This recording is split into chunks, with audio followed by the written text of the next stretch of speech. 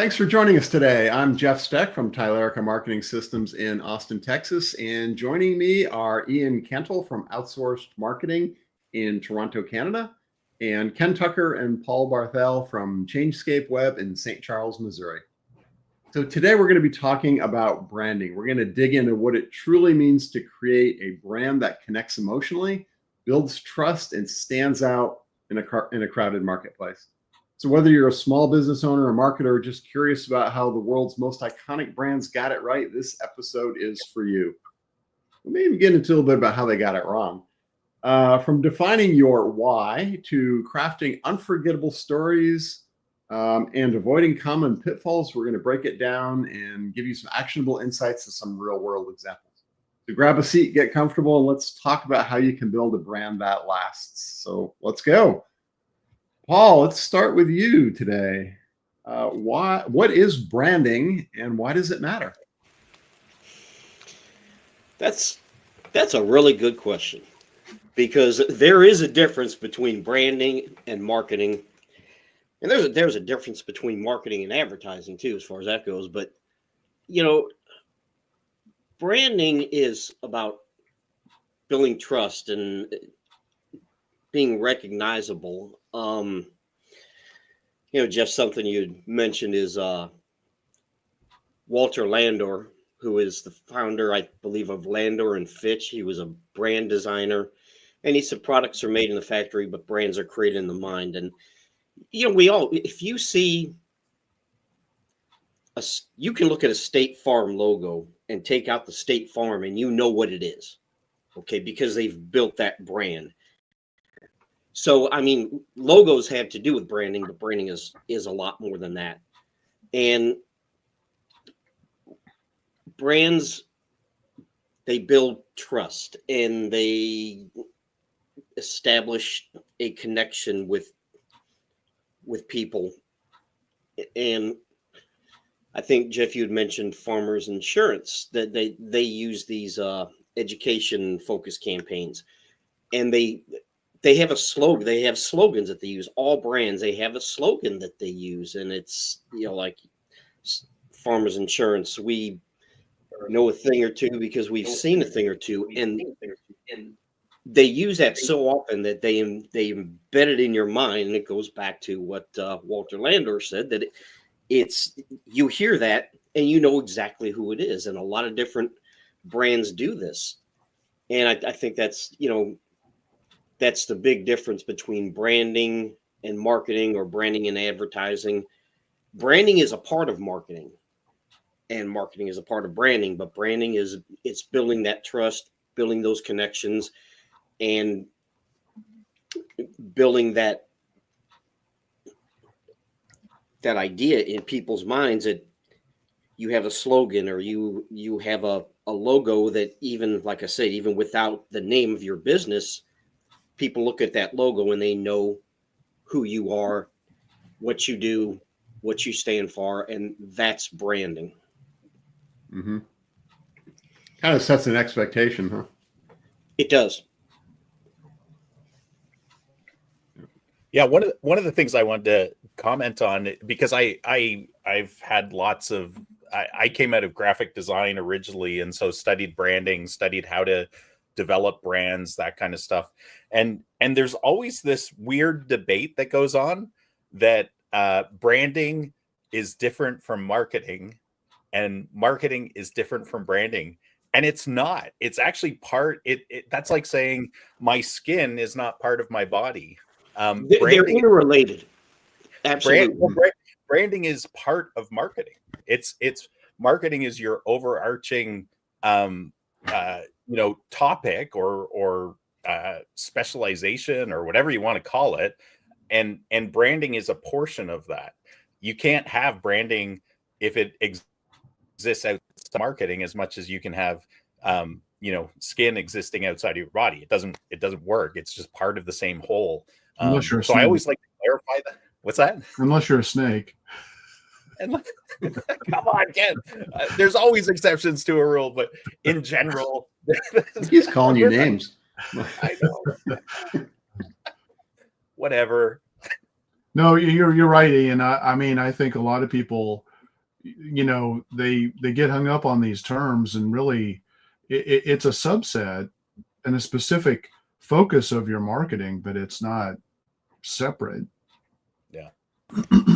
I mean, don't get me wrong. Like, branding agencies would love you to think it's an entirely different world, but it's not. Like, everything, when you develop a marketing plan, branding is part of your marketing plan. When you develop a branding plan, it should fit into a marketing plan. It doesn't exist on its own. Mm-hmm. I think as we dig through some of the other questions, what's that, Paul? Nothing exists in a silo. Yeah, I was going to say, I think when we dig into the rest of the questions we've prepared, we're going to see how it all fits together and how much commonality there is. The marketing exists to drive the brand out into the marketplace and to drive leads and prospects back to the business. But the branding is so central to do that. Without branding, you're just a business doing a function or selling a thing, and it's like yawn. When you think about the truly great companies, they've got really strong brands. Marketing may generate leads and sales and things like that, but branding is that trust that a company has with the consumer. So you can do all the marketing you want, but that trust has to be built. Mm-hmm. And that's what branding does. It's one of the first places that you start to set expectations too about who you are and how you're going to operate and what people can expect when doing business with you. Are you a stodgy old company, or are you a fun, edgy company? That's part of the brand, and that sets an expectation that people will either gravitate toward or run away from. So yeah. So it's probably a good transition to talk about how you start to develop a brand. So Ian, you want to take that one on? Where do you start when developing a brand? Sure. Yeah. And just to clarify, like, if you're a small business, don't go crazy. Like, some of this stuff will be like your business 2.0 to some degree, because your brand can start with your brand promise. This is who we are. This is what we promise to do. Deliver on what you promise. You start to develop a reputation, right? And that becomes part of your brand promise. But if you start to think in a bigger picture, like, we want to develop a brand, we're an existing business, or we're a startup business and we have capital behind us, then yeah, like, you should start to focus on this in a very specific way. And one of the best ways to start is starting with your why. Why does your business exist? And you can't actually answer that question without asking the question of who is our ideal customers. And I know we're going to dig into this more later, but you actually can't have a why without an ideal customer. If you do create a why without an ideal customer, an actual customer that needs your product or service, you're just creating like air, right? Like, you're actually going down a path where you may create, in fact, the world is littered with brands that thought they were creating something really spectacular. There was no desire for the product or service. They hadn't actually determined what people, who the right people were, and that they would actually pay for the product or service. So I think they're intertwined together. You have to know that. And your why should be about, the why, your mission, your core values, they're all part and parcel of why you exist as a business. So your why taps into customers' emotions and it inspires loyalty. But again, be very careful about this. Like, I've seen some businesses where they kill themselves trying to create this why without actually just delivering their service. So what I'm thinking, guys, and you feel free to disagree, but like, if you're a plumber, if you're a dentist, even,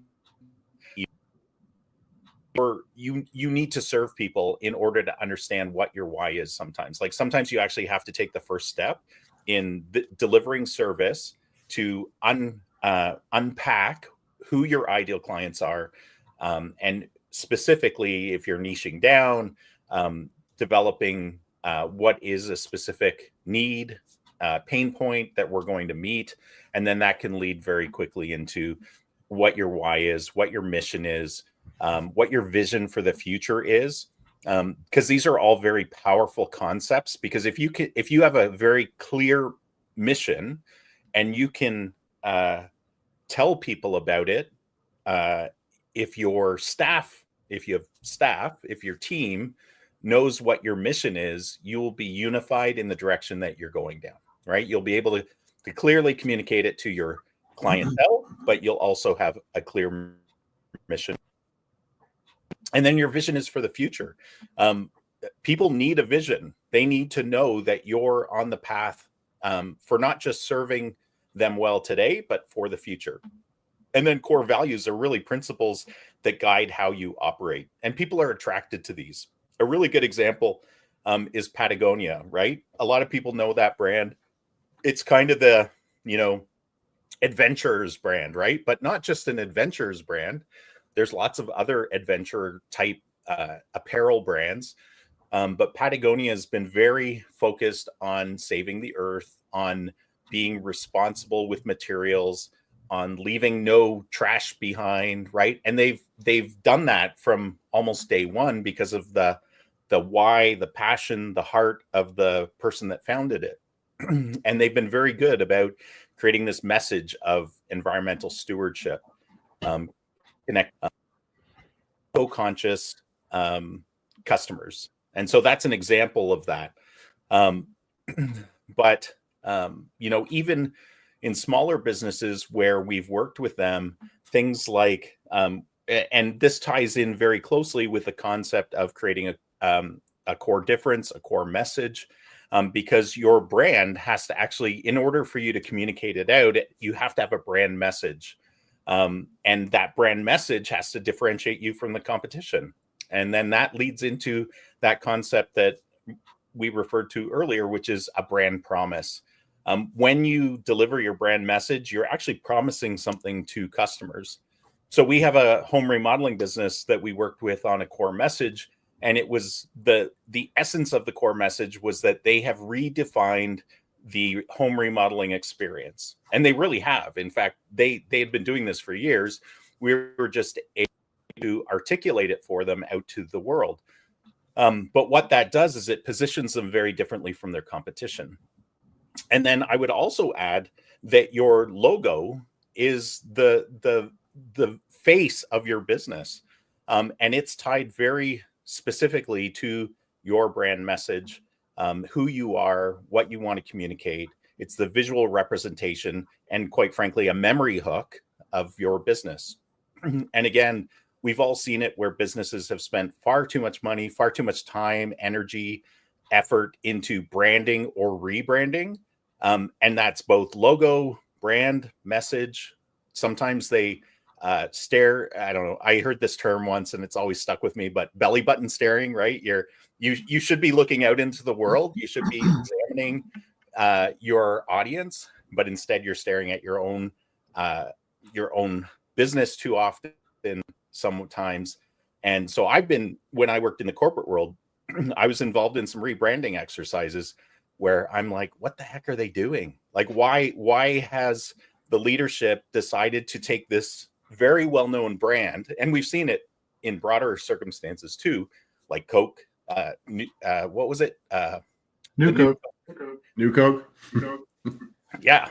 Or the Tropicana bottles, or right. Like they're staring too much at their own world, because quite frankly, when you work corporately, when you look at your brand as a business, you guys are seeing it everywhere you look. Like if you're in a corporation, it's on every wall, it's on every piece of stationery, it's on your computer screen, it's when you walk in the door, and you're the only ones getting tired of it for the most part. The community at large doesn't need you to rebrand a lot of times. So that's not to say you might not need to. It's just, you really need to determine if it's worthwhile or not before you go down that path, because it's very expensive once you've developed a brand. Yeah, Ian, I think you made a fantastic point when you were talking about you have to serve sometimes to really understand your why. And so a lot of newer businesses that are starting out, I mean, they don't really have that why defined. I mean, you literally you're in existential mode. You've got to take the business that you can get, and build up your book of business, and then start to turn that into profit. And as you evolve and as you execute, you're going to find these events that change your direction. A couple of examples that I think of is when I ran for political office several years ago. I'll never forget this. And I every single day from that point forward in my campaign, when I knocked on somebody's door, they told me that they were so happy that somebody stopped by, that and that their significant other had been unemployed for several months, and they were really struggling, and they didn't feel like anybody cared, and they gave me a $5 donation because that's all that they could do. And I mean, that just floored me. I mean, it's like this is exactly why I was knocking on doors, because if you know me, that's not something that I'm inclined to do. And so I remembered that every day, and I still get goosebumps about that. And hopefully it changed me for the better, not only in, running a campaign, which I was unsuccessful, but, just in the way I try to conduct my life. Another example is a financial advisor friend of mine. He's had some personal situations with a healthcare related issue that affected his family. And because of that, he has changed his focus and his why to serve people who are struggling with similar situations. And I don't want to reveal the healthcare, issue or anything like that this person, and their family was dealing with, out of their respect.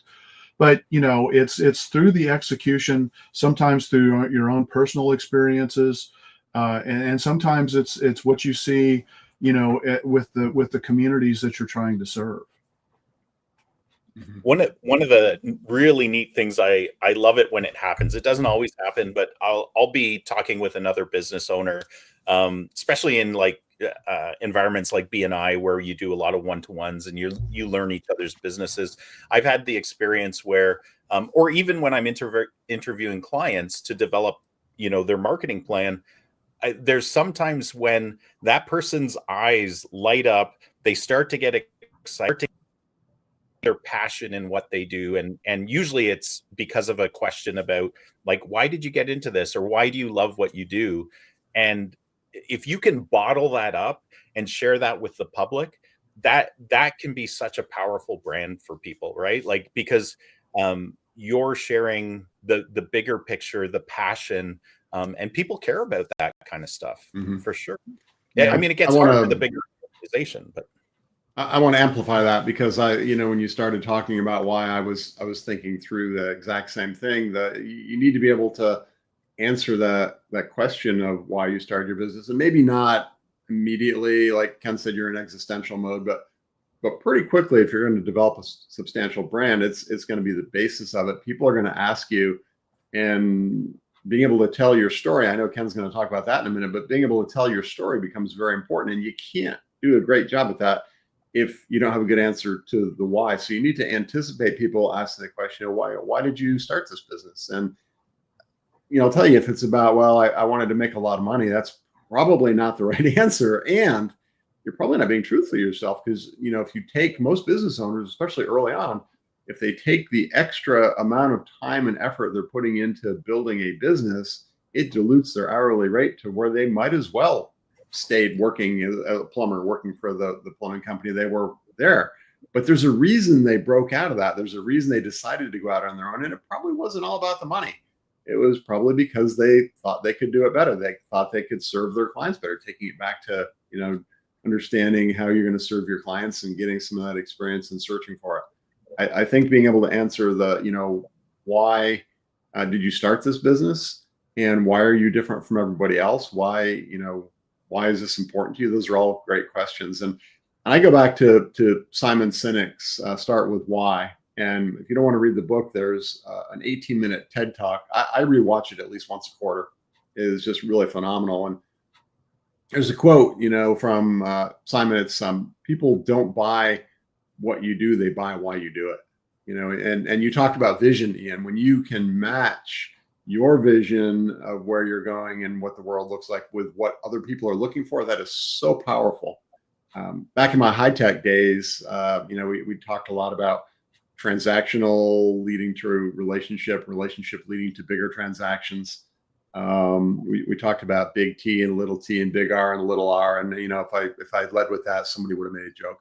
But, the point is you want to get to a relationship basis, and you need to have a vision match, and you need to have alignment on the why and what you stand for, which is your brand, right? So, I think this is a great topic to dig into.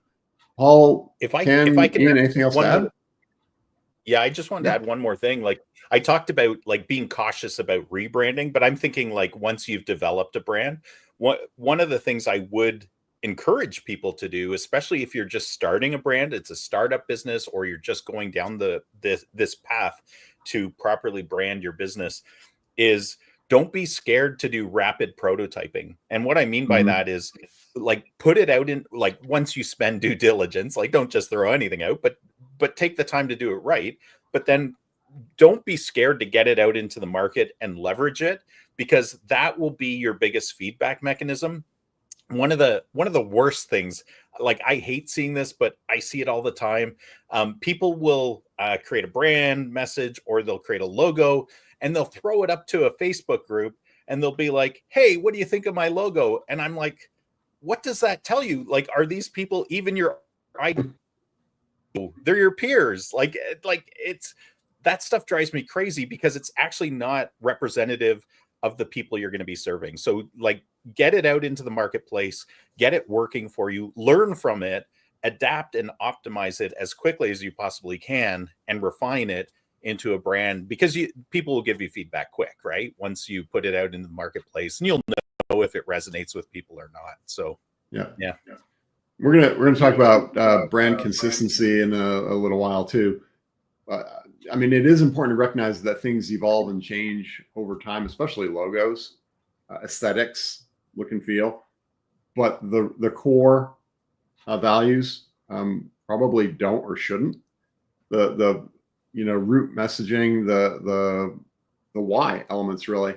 If 1 week you're all about saving the planet, and the next week you're all about maximizing use of resources, well, it's like, well, wait a minute, aren't these contradicting? And which was it? You were one thing last week, you're something else this week. That's needs to be thought out in advance. But other elements of it, like you said, just expect that it will evolve and change or be refined over time. Well, I would even say, like, in the early stages, you may have to adapt. Like say you decided to be an environmentally friendly soap product back in the 60s. Nobody would have bought it if it was more expensive, right? Sometimes, and what was the car that was like leaps and bounds ahead of everybody else? The Enzo or whatever. Edsel. Like, that story is a classic of somebody creating a fantastic product. They branded it, they got it out in the market, and right, like, they had a fantastic why. It was to create the best car possible with the best technology at the time.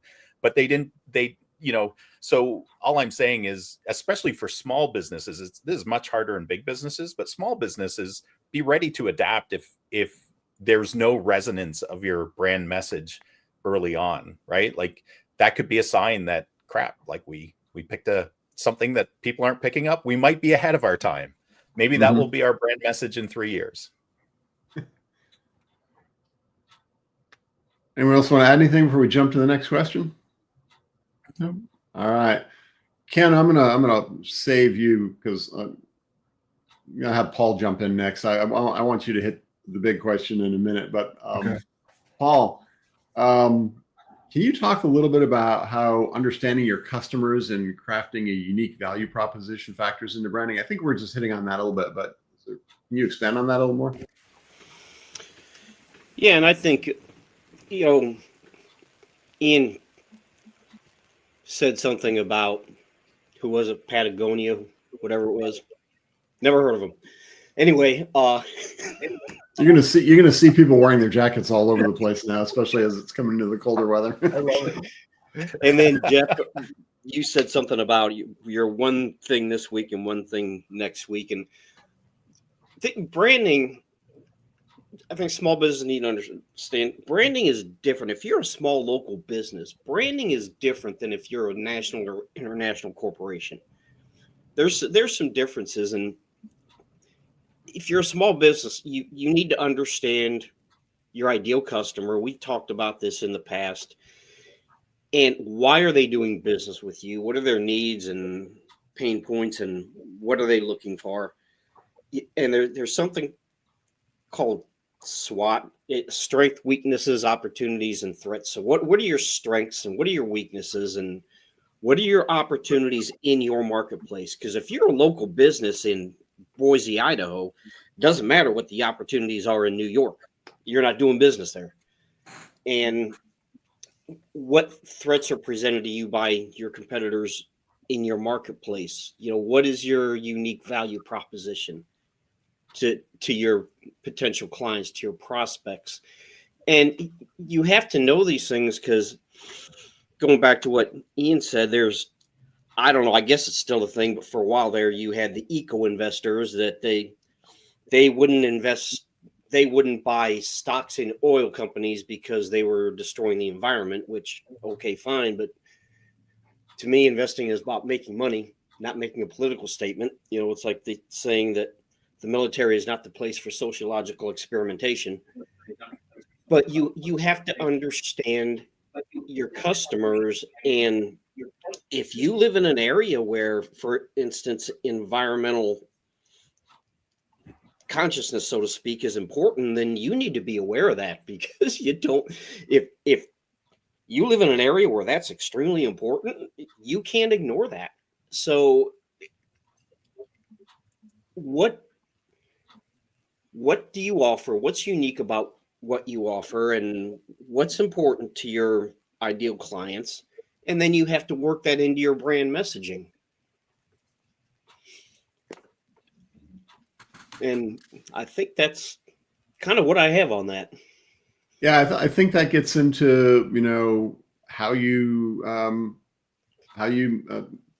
talk about your business. I was going to say craft your story. Ken's going to go deep on that in a minute, but yeah, that's why I kept it short.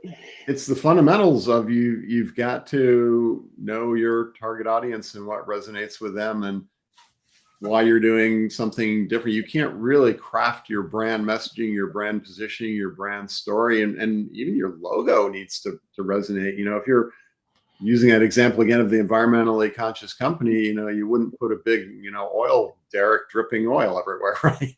So yeah, how you define things starts with that research, that understanding your customers that you're going after, recognizing that you aren't the brand for everyone. Some businesses, I pick on realtors all the time, but because they're an easy example. But how many realtors have you ever met when you ask them, what kind of people they work with, and they kind of, I think they think they're being funny, but they say, oh, anyone who lives in a house or wants to live in a house. Well, that's not very refined. They're going to have a hard time branding themselves. We're the realtor for everyone. Well, are you really? I'm not everyone. So understanding what you're doing, who you're going after, what matters to them, and then using that market research, looking at how your competitors are positioning, that all factors into it. Yeah, absolutely. And the other thing is, as you look at brands, kind of the flip side is you're thinking about your own, looking at others, looking at how they're positioning. I'll hold it for later, but I'm going to use the example, if we don't already hit on it, of 3 car companies and how they position very differently. They're all making cars, but they all position very differently because they're going after a different audience. So yeah, should we move into storytelling? Because I think that's the fun part of branding. Before we do, Jeff, yeah, I just want, I think we all believe this and agree to this, but like having a unique value proposition or core difference is so important for the business, because what happens is, when we do competitive analysis of clients and their competitors in the area, this is one of the cool audit things I think we all do when we're doing strategy, is we look at all of the websites of the client, our client, their business and their competitors. And you very clearly start to understand that most small businesses do not have a core difference. Like for an electrician, all the competitive electricians are like, electrician in this area, like amazing, great customer service, or right, like it's there. And the reason why it's so important to have this core difference, this point of differentiation, a unique selling proposition, is because otherwise you leave people in a vacuum. They don't know what's different about you. They don't know electrical work, right? They're just looking at your websites, your brand, your message. They will always default to price. And as business owners, default to price. We know it's part of the equation, and that's okay. We need to face that fact. People need to spend money to work with us, whatever the business is, for clean teeth, for electrical work. But if you don't differentiate yourself, that's a huge problem. And that's part of the branding process, right? You got to have that. Yeah. There's a quote from Warren Buffett that I love that says, price is what you pay, value is what you get. So let's paraphrase that a little bit to put a marketing spin on it. Price is what you pay. Our unique value proposition is what you get. Right? Nice. That's Can we quote you? Key. That's a good one. Only if we get Warren Buffett's permission, I guess. I don't know. Ken, let's jump to you then. You have been deep into using story as part of marketing for a while. I know you were deep into StoryBrand. I think you are, or at one point were StoryBrand certified. We all love it, but I wanted to go to you on this one. Feel free to expand with StoryBrand concepts if you wish. Maybe hit on some of the brand archetypes, so we can talk to those in a bit later too if we need to. But tell us about writing and living your brand story, or a brand story. Yeah. So, well, first off, I think the big mistake that most businesses make is they only focus on their story and their brand story. And really, it's got to be about your customer. And so when you look at the classic structure of story, the hero is somebody who has a problem.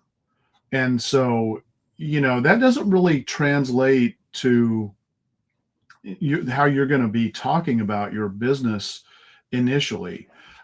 You want to really focus your homepage and any of your key landing page where you're driving people to be about the problem that you solve for your customer, who is the hero. The hero has a problem. Now, what I love about StoryBrand is, they focus on 3 layers of problems. And most people just kind of gloss over this, but it's actually massive. There's an external problem. I always use a dentist because I think a lot of people can think about that. Ian, I know you spend a lot of time working with dentists, but it's like, my external problem is I've got a toothache. My internal problem is, and by the way, that's how most people start their search, is I've got a toothache, I need to go find a dentist. The reason who they select to buy from usually is based on their internal problem, which they may or may not express explicitly in a search. And the internal problem would be like, gosh, I get so anxious every time I go to the dentist, or it hurts every time I go to the dentist. So, so I don't like it. I'm afraid, and so if a dentist talks about how they solve that internal problem, they're probably going to convert pretty highly with that particular searcher looking for that solution. And then, the philosophical is, it's 2024, almost 2025, pain-free dentistry or stress-free dentistry, should just be the norm these days.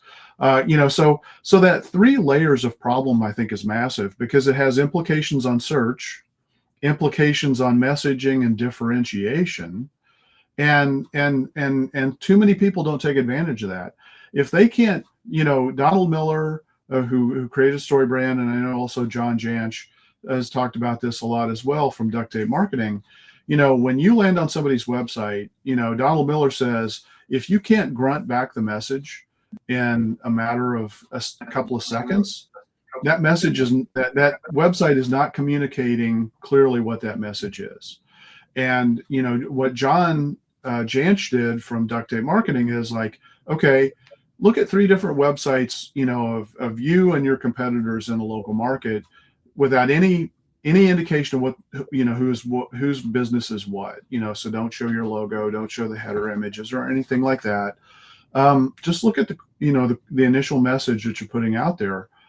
How is that different?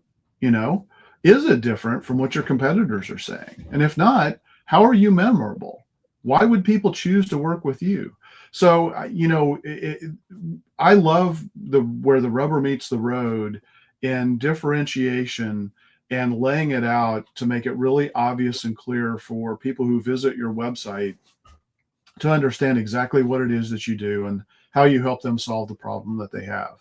So, the classic elements of story from the story brand script perspective are the hero is your customer. They have a problem. It has 3 different levels. They're looking for a guide. That's your business. That's where you come into play with a solution that calls them to action to achieve success and or avoid failure. So that's the basic story arc that we've used to communicate for millennia. And so if you're not tapping into that and you just have really generic language and all you do is just kind of regurgitate, stuff that you do, but not why you do it or the value that you provide and how you help solve people's problems, even acknowledging the problems that they're having and the struggles that they're dealing with, you're probably going to be very unforgettable, and you're going to miss out on the grunt test because somebody's going to look 3 seconds, they're going to move on.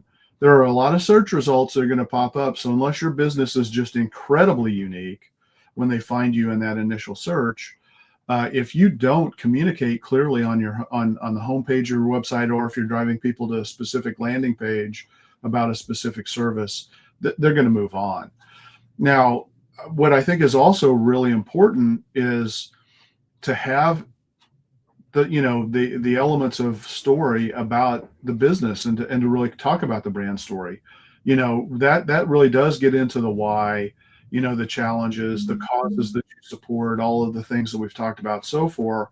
I think that's historically and classically what people do from a branding perspective, but you miss a lot of conversions if you don't also create content specifically because if you don't get people to opt in and want to understand more about your business, develop that curiosity, they're going to move on to somebody else. And so story brand is a great way to get that initial hook in. And then, with story brand, we've had Dr. JJ Peterson, on our podcast in the past. And, they've also written a book called Marketing Made Simple, where it really starts to talk about the sales funnel. And a part of the key element of a sales funnel is not only the landing page, but also the email nurture series. And so what goes into that? And here's where you can start to kind of differentiate yourself and get into telling your brand's story a little bit more. You can provide testimonials from customers. You can talk about, paradigm shift of why you're different, how you deliver your products or services differently, how they stand out in the market compared to competitors, adding case studies, overcoming objections, realizing that people have problems. They're scared to do business. Like they may not want to go to a dentist if the dentist doesn't say I handle pain-free dentistry. So if a dentist has content in an email that says, thanks for contacting us. By the way, did you know that we specialize in pain-free dentistry, and here's what we do, and here's the environment. We create a spa-like environment, yada yada yada. I don't know, Ian, you probably know that better than I do, but it's really essential to get into all of that stuff. And too many businesses just, what they do is they throw up a bullet point list of services. Here's what I do, blah blah blah blah blah, and it's like sometimes it's obvious what that means, sometimes it isn't, because when you're in a business, you get kind of trapped into this inside language, or which a technical language that we all use within our own businesses that oftentimes is just gobbledygook, from somebody from the outside looking in. And, a phrase that you use each and every day may not mean anything to somebody who has a problem. A simple example is, somebody's looking for a retirement plan, and all you talk about are 401ks or, 501. No, what was it? Anyway, 403bs or whatever they are. I don't even know. But if that's all you talk about, people are like, well, I don't know if that's me or not. You're going to confuse. And if you confuse, as Donald Miller says, you lose. So you need to make it simple. The other thing I love about Donald Miller and what he talks about with clarity of message is, the human brain is the size, or the human head is the size of a bowling ball, and roughly the same weight. So if you're putting out a lot of content on your website and you're making people have to think too hard, they're consuming energy and calories, and you're basically making them try to juggle with bowling balls, basically.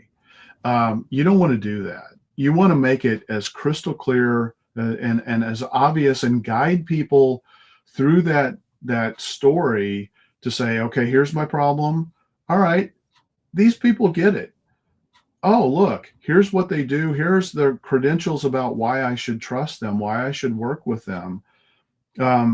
Here's how I get started. Okay. And here's what I can expect if I work with these guys, and here's some of the stuff that maybe I can avoid that maybe I hadn't thought about. If you structure your content that way, it's very powerful. And then you reinforce it with the classic brand story that way too many people only talk about as it relates to the business. Why do you do what you do? What's your passion? How do you give back to the community? All of these that demonstrate your core values and the corporate culture that you've fostered and developed. That's in my mind, that's really the winning combination. And I think the story brand, intentionally different than brand story, is the essential element that way too many businesses have missed historically. And that's why story brand has become so popular, because it fills that gap and lets people, really kind of shift the tables, or turn the tables, if you will, and focus on customer instead of on the business. So that's, You talked.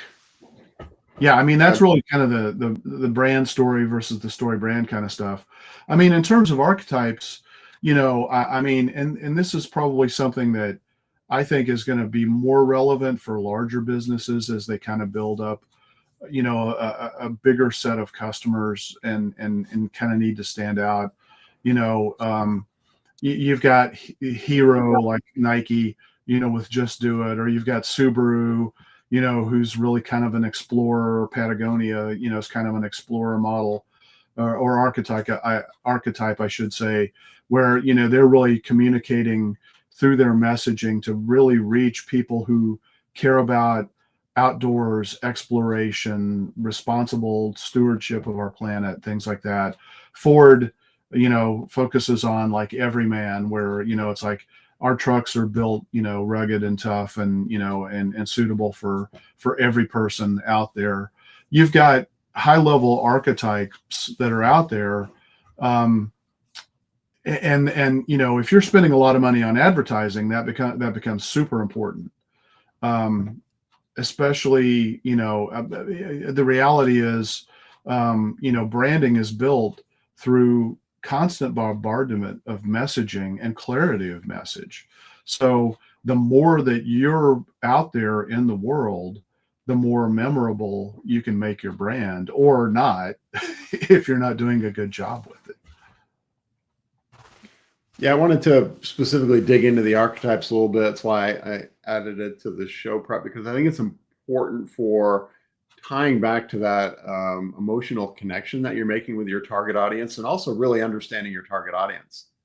Going back to my example of the realtor, they would have very different messaging, very different way they talk to people, tell their story, if they're focusing on first-time home buyers versus elderly downsizers, right?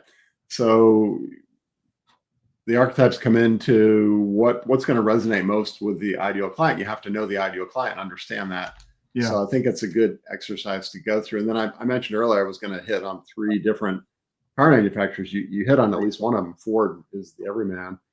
Subaru, right, tends to be the Explorer. Think of their TV commercials. You're seeing them driving Subaru Outbacks up mountains, right? And then think of Lexus, luxury, quality. Can you imagine how well those campaigns would work if Subaru was trying to appeal to the explorer adventurous type and they were talking about luxury and quality? Or if Ford was trying to position their trucks as Ford are tough, but we're going after, different archetype that just didn't resonate. It's important to, as you go through that ideal client exercise, and think about how to build your story, how to build your messaging, to factor that in and kind of pick your lane, almost, so to speak, using the car example. I think the archetypes are a great thing to think through. And I think if you do a little digging on them online, there's like 10 or 12 primary ones. And it's just another, I'm not saying follow an exact pattern and, this is exactly how I should write it, but think through it and use it to inform and guide how you're going to position, how you're going to message. Yeah, and I'll just go back to the elements of value pyramid. I mean, if you're serious about doing this work, go pay for that. It's it's a couple bucks, but it's something that you have to buy through the Harvard Business Review. But it's a really handy tool to use to reference, about. Because it's based, it's a similar model to Maslow's hierarchy of needs. You've got, safety, security, self-actualization, ultimately at the top. What do you sell? What problem do you solve for a client? Where does that fit into, just existing, something I need to exist, something I need to alleviate pain, or something that, makes me feel good and have really make people jealous because I can afford to drive this kind of a vehicle, or I can have this kind of siding on my home. The aspirational stuff. Mm-hmm. What is it that you sell? What problems do you solve? And how do you make people feel about that? Those are all important elements that you have to factor in to this whole process of defining your core message and building out your brand. And then you've got to obviously have the graphics to reinforce that, the colors and your logos and being consistent, in the way that those things look. I think, when we were talking about logos a little bit, sometimes you create a logo and then it gets a little dated over a period of time, right? So you don't change your entire branding necessarily, but you might need to change your logo because your logo is kind of a representation of your brand. And if it looks old and stale, like it was developed in 1908, and what you're solving for a customer doesn't really relate to 1908 or 2008 for that matter, then maybe you need to refresh your logo a little bit. Maybe you need to brighten up your colors, or make it more contemporary looking, but still honor it. Don't go down the route of, Coke or Pepsi. I mean, some of the big mistakes they made with like Pepsi Crystal or the new Coke, I mean, it just confused the hell out of people. And they're like, what? Why would I want to drink a clear Pepsi? Well, what's so special about that? I mean, supposedly the taste wasn't any different. It was just, it was a different color. So it's like, don't add confusion. You're working hard to establish consistency of message and permanence of message. Mm-hmm. Don't F that up. Yeah, I think this notion of logo, just as a quick side note, this notion of logos evolving is a really interesting one. Google your favorite brand. Google IBM logo changing over time, Coke logo changing over time. AT&T, I worked at AT&T when they first came out with what we called the ball. The first AT&T company that used it was American Bell, and we called it American Ball. And that's evolved 4 times, and it looks very different now than it started, but it's still recognizable as the AT&T logo. Yeah. Yeah, but the messaging, the values. I think that's why it's important to go back to the mission, the vision, the values need to be supported by the brand. So I think, Paul, unless you want to jump in with anything, I think it's a good segue into the next question. But you've been quiet for a while. I don't want to ignore you. Have you got anything you want to add on a story topic? Coke and Pepsi can afford to be stupid. Money. Yeah, a couple of the bigger brands that you think would be smart. Sponsorship. Thanks, Paul. Some of the bigger brands you think would be smart have lost a lot of money on some of those missteps. But you're right; they can afford to and still be big. And the one thing I would add to that discussion is that as you build a brand, you build equity in that brand. It's actually a valuable product that increases the value of your saleable sell your business. And so, that's probably that biggest mistake with brands is that if a logo has equity in it with your audience, you need to be very careful that you don't diminish the equity, the quality, the value of that brand, right? So subtle changes are usually okay. Big changes, you're actually reducing the value of that brand. Yeah, good point. I've seen cases where, small businesses get bought, and they get bought with the intention of this is going to be accretive. It's going to add to our overall business. And then they absorb the brand and they don't keep it. And guess what? It doesn't add as much as they thought it would because people are looking for that brand and they can't find it anymore. That's why we actually bought a small web design firm several years back. We still keep that nameplate for that reason. We still have people call us from that nameplate. It's just another DBA in our business. Before I jump to the next one, there's a quote that I love. It's a Seth Godin quote talking about the subject of story. He said, "Marketing is no longer about the stuff you make, but the stories you tell. It's capturing hearts and minds and bringing them in to do business with you." So Ian, we got about 10 minutes or so left. I got one more question after this one. So let's hit on brand consistency and how it builds trust and loyalty. Yeah, super important. I think most people understand this intrinsically, that your brand needs to be consistent. It needs to be trustworthy. And the whole essence of your business is to reinforce every customer interaction with your brand, to reinforce the brand promise, the brand value, that you're keeping your promises. So, one of the analogies I like to use is, imagine there was a person close to you who acted radically different every time you saw them, right? That you do not feel safe with that person, and unless you're really adventurous and you're like, hey, I wonder what John's going to do today, But most of us want safety. We want security. We want to know that when we invest, when we exchange our hard-earned money for something, whether it's a service or a product, that we're going to get what is promised to us.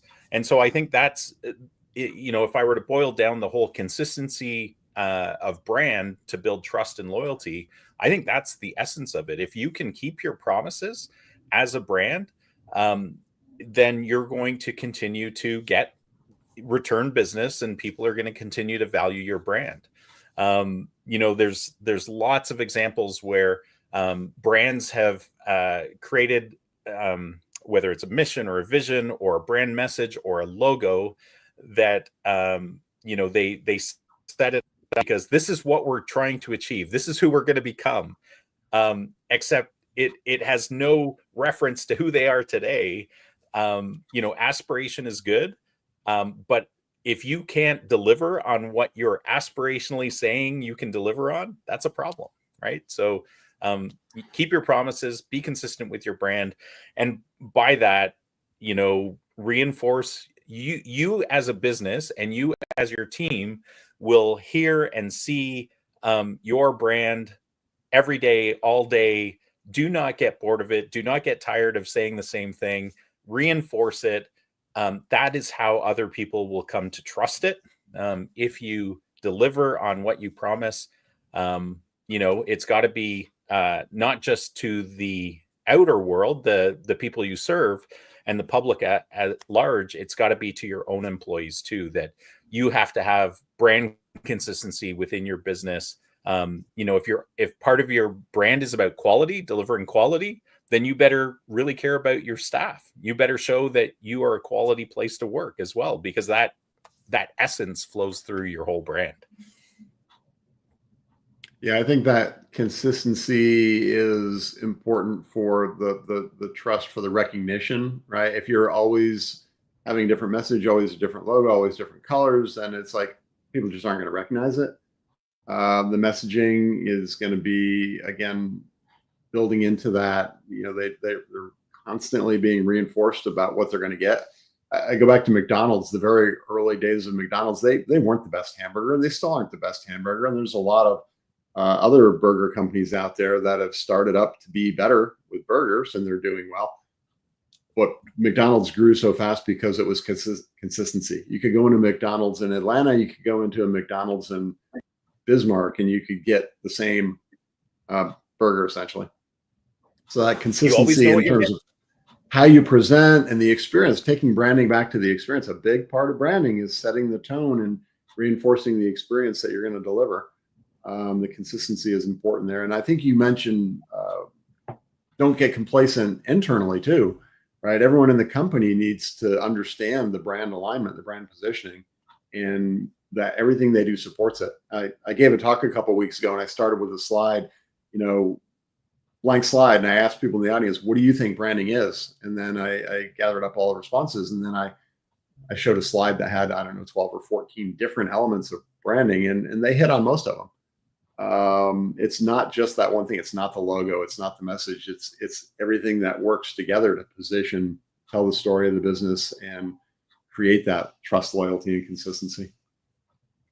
Before we jump to our last question, Paul, you want to add anything to the consistency? I don't think so. All right. Then here's kind of a quick one. Let's, Ken, why don't you kick it off, and then we can all jump in as we think of things. What are some branding do's and don'ts? Well, I'll focus on the do's. I'll let the other guys kind of talk about the don'ts if they want. So we've talked about define your mission and your core values clearly. As I've been thinking about it over the last couple of minutes, really, I think your homepage is designed for your customers to communicate to them as they are the heroes. Your about page is where you get an opportunity to talk about your brand story. Mm-hmm. And I think that, and those, by the way, those happen to be the two most visited pages for most business websites. So, they're kind of two sides of the same coin, if you will. So consistency, obviously plays a big role in that.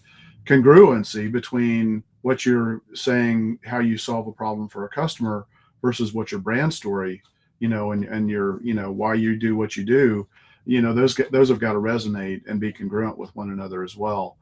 And everything that you do should be demonstrated, and everything that you believe should be demonstrated through customer experience, and just reinforcing, as Ian calls it, the brand promise. And then, obviously things are going to change over time. I mentioned a couple of examples where either me or somebody that I know, and I know Ian, I think you mentioned an example where as you execute, some things are going to change. You're going to tweak some things. You're going to modify some things. Embrace that. We're not in a static world, and whether that's the way your business is represented visually through a logo, or whether it's tweaking your core message based on what really gets you and your team excited about from a customer experience or a personal experience that you had. So definitely take advantage of those things.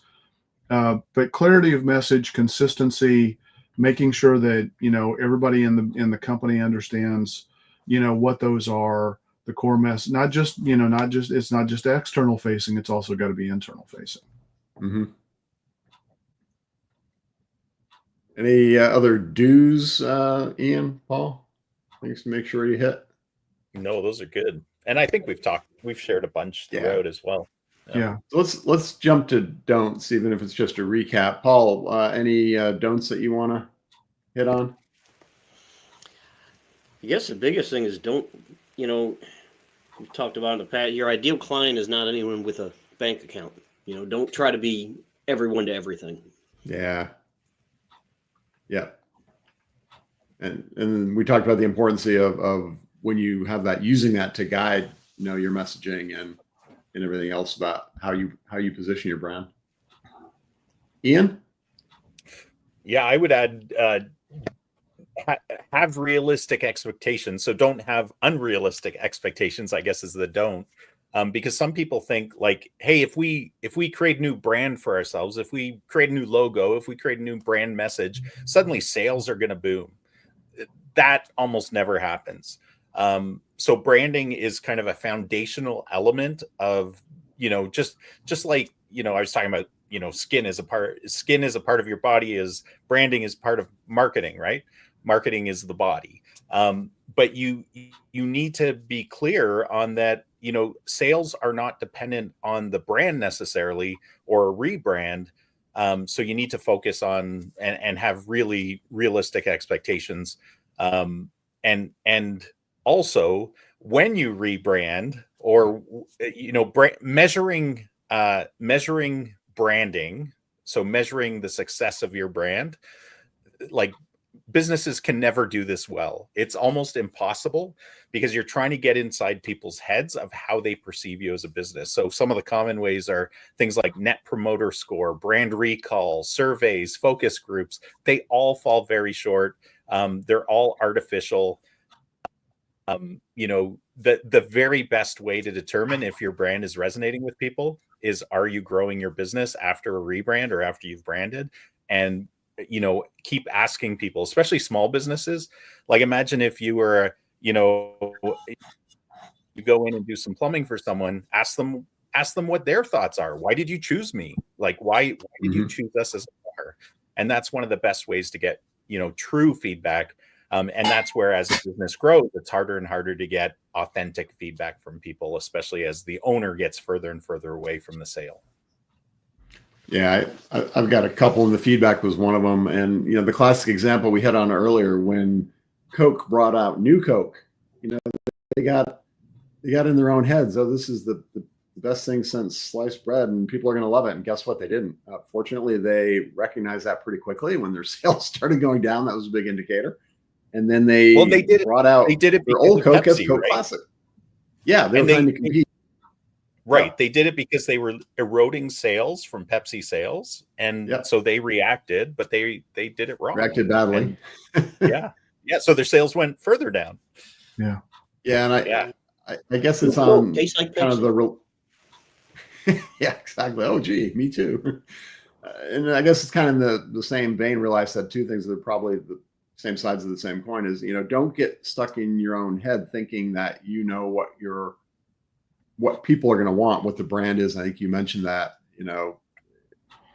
it's not all about you. It's about serving the market. It's about positioning for what you have, meeting what people need, going back to the why, and then taking it forward through there.